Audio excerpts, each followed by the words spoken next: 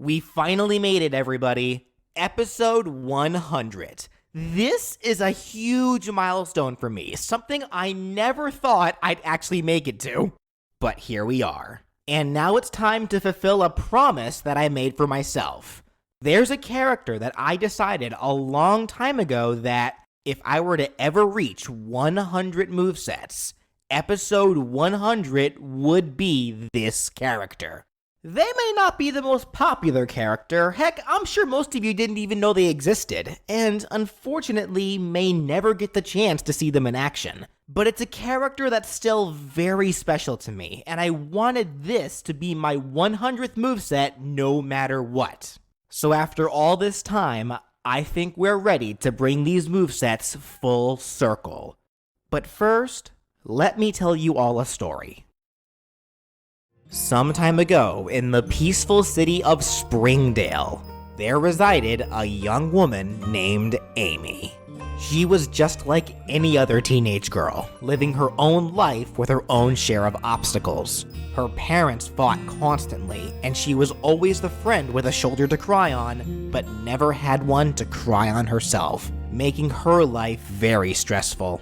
She only had one true friend to talk to, her pet cat, Rudy.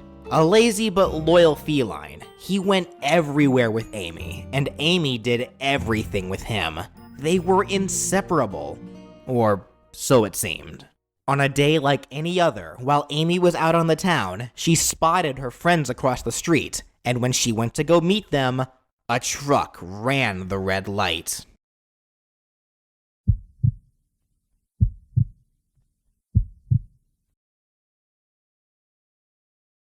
This wasn't truly the end for Rudy, though. His spirit lived on, now reborn as a yokai. Rudy's new life as a yokai would not be an easy one. Spiteful towards the truck that tore him and Amy apart, he would dedicate his afterlife to trying to fight them. And after befriending the boy who wielded the legendary yokai watch, he would grow stronger as he fought countless powerful demons. Though as time passed, even after the boy lost the ability to see yokai as he grew, Rudy never stopped his training to finally defeat his true enemy. Then, 30 years later.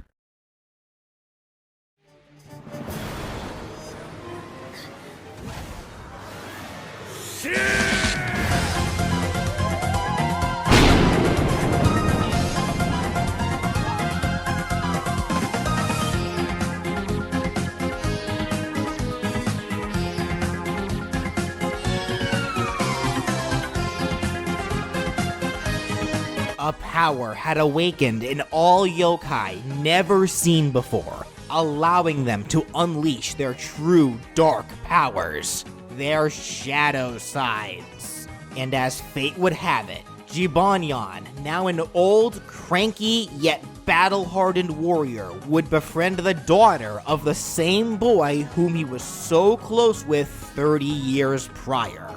Time may change people, but it also may not be that different after all. That goes for both Jibanyan and What If They Were in Smash, the series that did in fact get its start with none other than Jibanyan.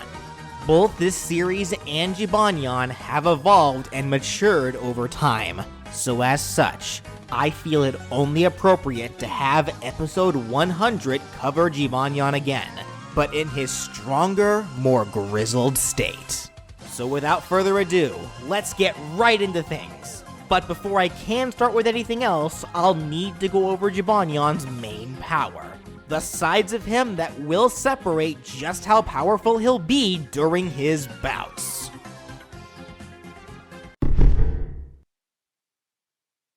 Jibanyan will have two forms during his fights. His default state will always have him start off in Lightside.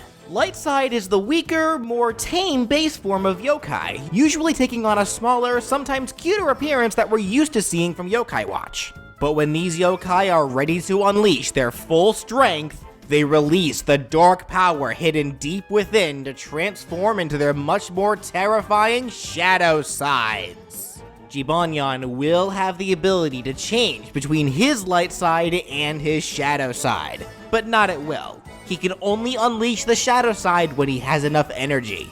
As such, for this moveset, Jibanyan will be in his light side form for majority of the time, but will have a shadow gauge, one that very slowly charges on its own over time. And once it's fully filled, will automatically turn Jibanyan into his shadow side form.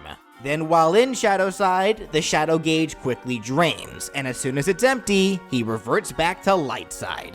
The two forms will have identical attacks and moves, but thanks to their builds and power, they are drastically different. Lightside form is, of course, the lighter of the two, being fairly frail. He's much weaker and has pretty pitiful range on most of his attacks. On the other hand, Shadowside is the way to go, making Jibanyan much heavier. He also gains a huge boost to his power, and his larger body gives him way superior reach. The only real downside to Shadowside is that he can become combo food if you're not too careful, whereas Lightside is harder to combo thanks to his smaller build and weight.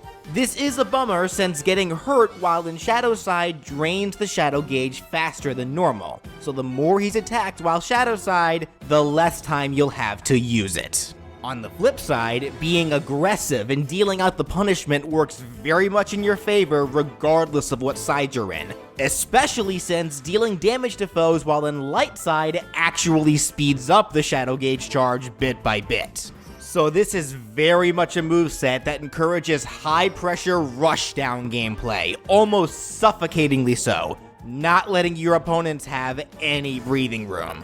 And the rushdown part is pretty easy for Jibanyan regardless of what form he's in, because just like his past form, he is fast, being able to close gaps on foes before they'll get a chance to react. And speaking of movements, that's the same for both forms as well. Jibanyan will have two jumps, and he would have the ability to wall jump. Oh, and like most cats, he'd be hydrophobic.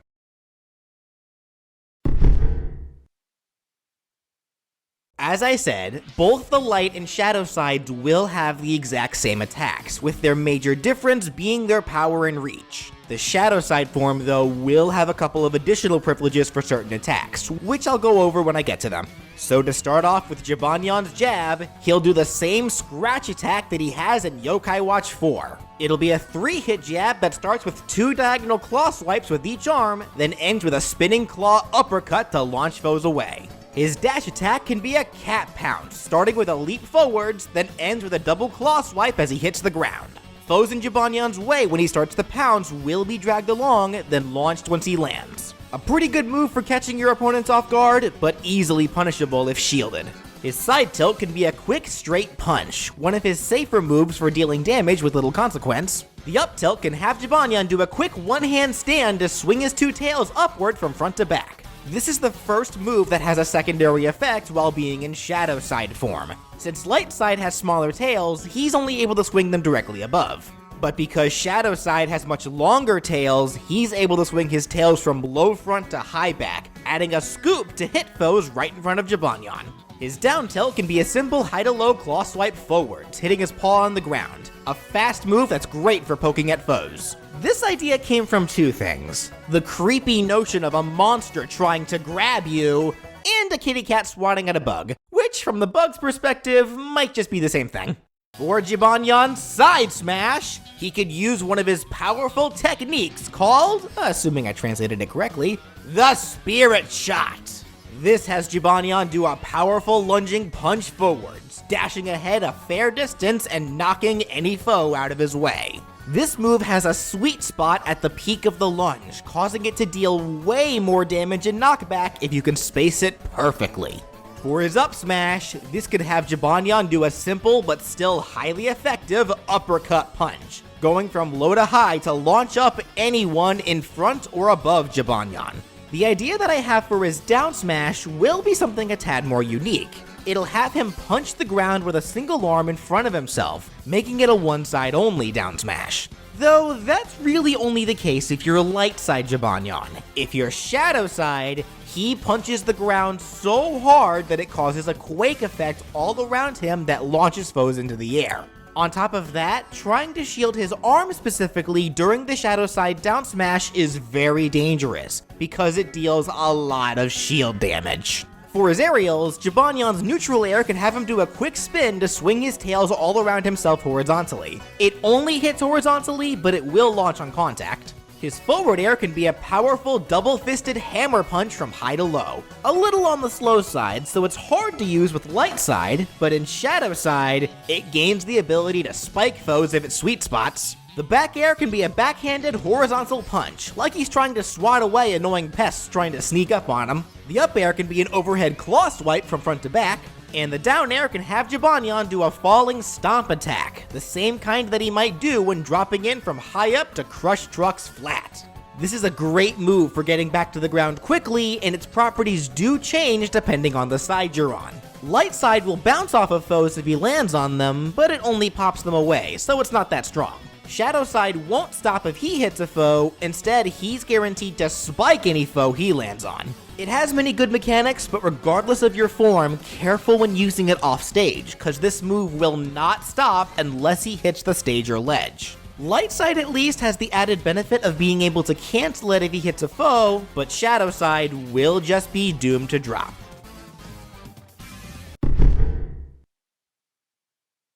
Jibanyan will grab with one arm, having a pathetically stubby grab while in Lightside, but terrifying reach while in Shadowside. He pummels by biting his foe, just to see if they taste like chocolate or not. For his forward throw, he realizes that they don't taste like chocolate, so he decks them in the face so hard that they're sent flying. The back throw can have him do a sick little move that he did in the Shadowside movie, having him kick the foe in the air, then roundhouse kicks to send the foe behind. The up throw can have him catapult the foe into the air with both arms, and the down throw can be the only one that slightly changes depending on the form.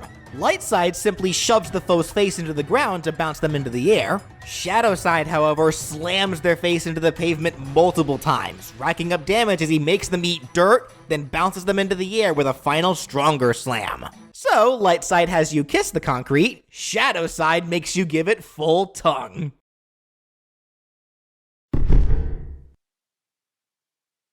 For Jibanyan's neutral special, this will be the only attack that outright changes depending on what side he's in. While in Lightside, he does a shadow charge, allowing him to manually charge his shadow gauge so long as you hold the button down. He can't move while you do this though, and there is a bit of end lag once you let the button go, so he is left vulnerable while you use this. So it's good to use if you have any downtime, but with how this moveset is designed, there really shouldn't be much of that. But once he reaches that Shadowside, his neutral special becomes his powerful Soultimate move. What was once a pathetic attack is now a true force to be reckoned with. Jibanyan's signature Paws of Fury. Now with way more paws and a lot more fury. Activating neutral special while Shadowside has Jibanyan start to rapid fire his massive fists forwards relentlessly, dealing insane damage to any foe within range, then launching them at the end of the attack. The Pause of Fury is an auto attack, meaning that once you activate it, it can't be stopped until it concludes on its own. And I mean literally can't be stopped. Jibanyan becomes immune to all knockback and grabs while using the Pause of Fury. He can still be damaged, just not stopped. You can also mash the special button while he uses it to have him throw more punches, thus deal way more damage. It's a scary move, but if your opponent sees it coming, they could easily shield or get out of its way. And if that happens, you're out of luck, since Jibanyan can't move while using it. So while it is a devastating attack, you gotta be careful not to squander it, because it can only be used once per Shadowside transformation. Meaning that when you use it, you can't use it again until he reverts back to Lightside, then transforms back to Shadowside. Using it won't revert him back to Lightside, but pressing neutral special again while he's still in Shadowside will just result in nothing happening. For Jibanyan's side special, this can have him use his elemental technique, Flame. Unlike his younger form's Fireball move, the older Jibanyan's Flame is cast as a large flamethrower that's fired forward. Like most Flame Stream moves, it can't really launch opponents, instead it racks up a lot of damage on foes as it burns them alive. It is another automatic move, so once you use it, you have to wait for the attack to end on its own before you can move again. So it can leave you open, but it makes up for that by covering a large amount of area. On top of that, you can charge this attack by holding the special button down after activation, then automatically cast it as soon as you let the button go. Charging it up like this increases the amount of damage and range of the flames, and you can move around to perform other actions except for specials while charging. It doesn't take very long to maximize the charge, and you can hold the charge for as long as you want. You cannot cancel the charge, however. Once you start it, you have to release the flames in order to stop it. So it is a move that you need to dedicate yourself to in order to use effectively. For Jibanyan's up special, he could use the next of his powerful techniques, Armor Crusher. In Yokai Watch 4, this is a powerful lunging attack that, if it connects, lowers the defense of the victim. I'd also like to think of this as the same move that Jibanyan uses to tear through armored trucks while he's on the hunt. As such, for Smash, this has Jibanyan fly into any chosen direction with a Claw Chop, after which he goes into freefall if used in the air. Any foe in his way will be launched, taking heavy damage, and as is the nature of an armor-crushing move, it also deals heavy damage to shields. Everything I just mentioned is the base function of Armor Crusher, but it does gain one extra feature that can only be used while in Shadowside. If Shadowside Jibanyan uses Armor Crusher into any downward angle, it goes slightly faster, deals more damage, and has an easier time breaking shields. As if Jibanyan in his heavy body is pouncing you for the kill, just like he does to trucks. And lastly, for Jibanyan's down special, it can be the last of his personal techniques. Assuming I translated this correctly, it's apparently called the Art of Martial Arts, but that doesn't quite sound right, so allow me to take a liberty here and give it a more proper sounding name. Martial Arts Mastery. This is a self-buffing spell, not unlike Inspiriting in the older Yokai Watch games, except Jibanyan is only able to use this on himself. Using this in Yokai Watch 4 increases Jibanyan's attack power. So for Smash, it'll temporarily increase his damage output while also increasing the amount of damage that he takes from attacks, effectively having Jibanyan enter Dante Must Die mode. This is a pretty straightforward risk and reward kind of special, since obviously dealing more damage is always beneficial, especially for Lightside Jibanyan, since that can make getting to Shadowside a little faster, though it can also be detrimental if you use it, then start getting attacked, especially while in Shadowside, since that can cause your Shadow Gauge to drain more quickly as well. It has plenty of both pros and cons, so it's just up to you on how you want to use it. Also, when Martial Arts Mastery is cast, its effects last for around 10 seconds, and it cannot be turned off. You have to wait through the full duration of its effects. It also cannot be stacked, and once it is cast, you will have to wait for a full 20 seconds before you can use down special again. Trying to do so sooner will result in failure. So overall, Jibanyan is an aggressive rushdown character that requires full dedication. Acting like a coward will only leave you in a disadvantageous position, so you gotta go all in.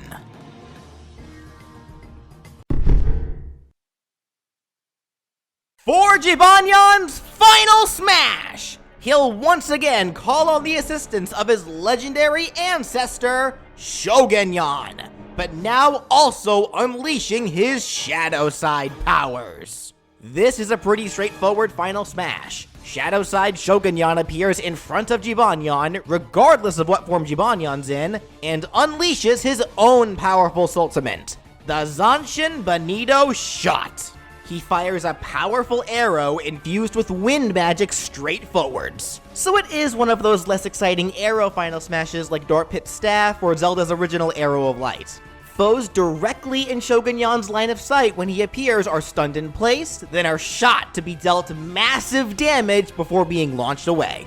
On top of that, because his arrow uses wind magic, even if the arrow misses, the large wind box that it generates can still blow foes away if they're not careful. And after the arrow is fired, Shogunyan will disappear, leaving the rest to his descendant.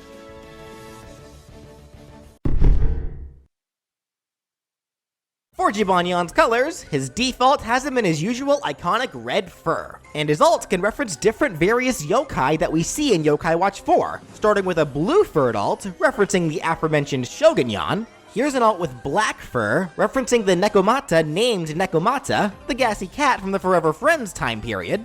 Here's a silver and navy color scheme, referencing Robanyan 00, the first version of Robanyan to technically exist. Just don't think too hard about the time traveling shenanigans.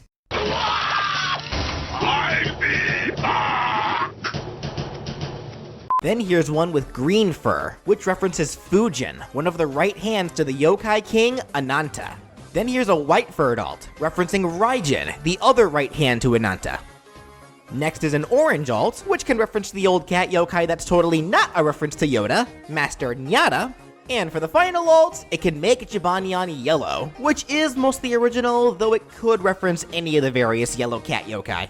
Of course, you could also say that this could be a nod to a certain familiar electric mouse. You know, come to think of it, what would Pikachu's Shadowside form look like? You know what? That's fair. For Jibanyan's stage intro, his arc is used to summon him from the Yokai Watch Elder, causing him to appear from the shadows. For his taunts, the first can show Jibanyan do what all yokai tend to do, loaf around. The loafing animation changes depending on what side he's in. His second can show him eating his favorite treat, a Choco Bar. While in Lightside, he pulls one out to scarf down, and in Shadowside, he pulls out a bunch to maul. He's gotta meet that weekly 2-ton quota after all. And his last can have him do his idol pose from Yokai Watch 4, though I am adding a bit more to the Lightside form. Jibanyan puts his paws in his sash, then suddenly his offspring Junior appears and starts dancing around Jibanyan's head with Jibanyan just watching. It ends with Jibanyan tightening his sash as Junior vanishes. As for Shadowside, he simply scratches his ear and licks his paw, a typical cat thing. And finally, for Jibanyan's victory animations, his first can be his actual victory pose from Yokai Watch 4, where he does a spinning jump, then poses with his finger in the air. If the match ended with him as Shadowside, the animation starts with him turning back to Lightside first, then does the pose. His second can show Jibanyan taking a nap on the ground. He'll be shown doing this in either Light or Shadowside, depending on the form he ended the match in. And his final can show Shadowside Jibanyan jump in from high up and hiss at the camera, then quickly reverts back to Lightside and just stands there with a chill yet snide pose.